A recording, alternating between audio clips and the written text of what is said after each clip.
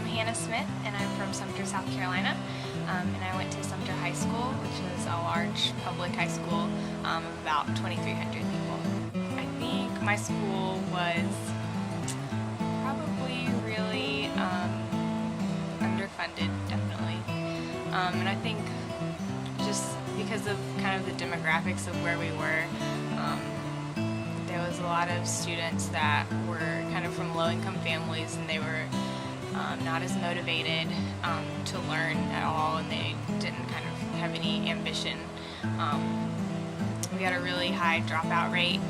My freshman class coming in was over 1,000 people, and my graduating class after 4 years was 530.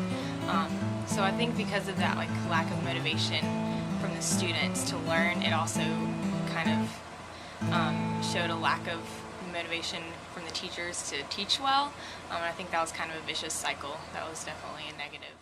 There was also a rumor that my high school used to be a prison, which was untrue, but it appears to be that way. It's kind of set up like one, probably because, you know, all the fights and everything.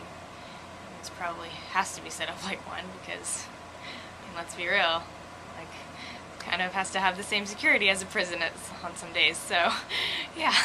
So that kind of motivated me through high school to kind of take charge of my own education, since my school wasn't giving it to me really as well as I had hoped for. So yeah, that was my experience. I'm Mike French. I went to Westlake High School in Austin, Texas. My school, though, was a public school.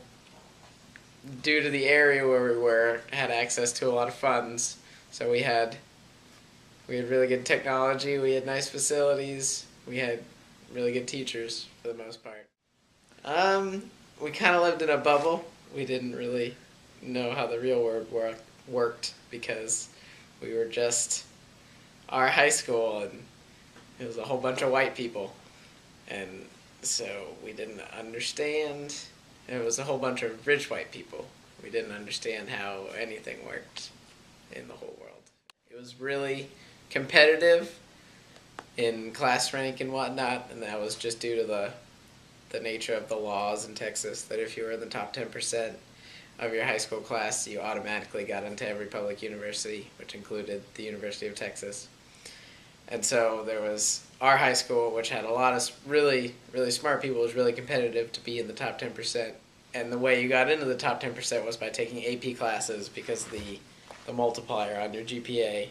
And so we all ended up taking a ton of APs, which some may say that doesn't prepare you for college, but it prepared me for the workload, I would say. My name is Joseph Shelley, and I'm from Greensboro, North Carolina, and I was actually homeschooled K through 12. The benefits of being homeschooled is that you get to work at your own pace, and it's like one-on-one teaching depending on how you're doing your classes, and so you get to go at your own pace as fast as you want or as slow as you want, which gives more incentive to work more efficiently. Another thing is that you get to do cool things that you may not be able to do in public school. Like the last semester of my senior year, I got to spend 2 months in China, just because I worked quick enough and I finished all my school. It's super cool being able to see different cultures and see that there's more than just America, and that there's differences that we can appreciate and learn about, and that really transformed my idea of the world and what I wanted to do, and I'm really interested in cultures and stuff like that, so that was really cool being able to spend 2 months in China. Hi, my name is Lucy Gutenberger, and I attended New Hanover High School in Wilmington, North Carolina. There's a program called Lyceum Academy, which was a 2-year college preparatory program within New Hanover High School that I attended for my junior and senior year. A lot of college prep through APs as well as SATs. They really encourage taking the SAT a few times as well as the ACT, and learning how to take tests correctly and how to be efficient when you're taking them. You're with your same teachers for 2 years in a row, and you know, personality dynamics and stuff like that, it definitely makes it complicated for 2 years with the same teachers. You're also with the same group of students, high school students, all year for 2 years, and so you're with the same 90 students, but you're also with the same 20 students almost every day, because depending on what type of classes you would take. So while it was very helpful in getting into college, the internal dynamics were definitely difficult to deal with sometimes. The summer before my junior year, we had to apply and interview to go into Lyceum Academy, and for me, that was a big time, because it really was me deciding that I wanted to take these classes and be involved in this rigorous program so that I could prepare myself for college. I actually left another high school and decided to come to Lyceum, specifically for Lyceum, and so I guess it was definitely a time where I had to choose, all right, this is somewhere I want to attend so that it can help me get into college. I wanted to go somewhere. I wanted to go out of state because I knew that kind of the demographics of South Carolina, weren't necessarily beneficial to my education in high school, and I didn't think they really would be in college either.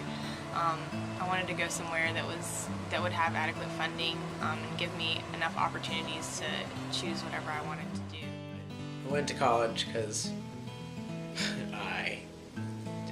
that was just what you did. In my high school, if you didn't go to college, you got looked down upon, but it's just weird how that works. And if I wasn't, there wasn't another option. You couldn't just not go to college. Homeschooling really helped me prepare for college because I got to experience a lot of different ways to learn. Like when I was younger,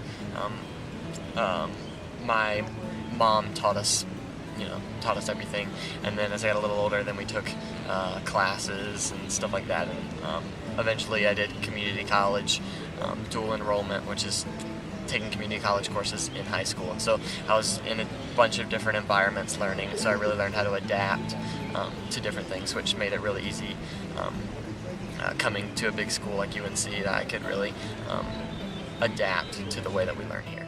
Lyceum definitely impacted my decision to go to college, because the whole goal of Lyceum really was to prepare yourself to go to college. And even before that, my parents had always encouraged my brothers and I to go to college, and so it was definitely something I wanted to do, but I wanted to have the best opportunities possible for me. And so by going to Lyceum, I know that definitely helped me get into Carolina, learn how to take tests, how to be academically rigorous, but at the same time how to balance my time well. A degree from my high school wasn't necessarily like a big accomplishment or anything, so I wanted to go somewhere that, with the name, it kind of held some respect automatically. Like when you say I have a degree from UNC, people are kind of like, oh, like yeah,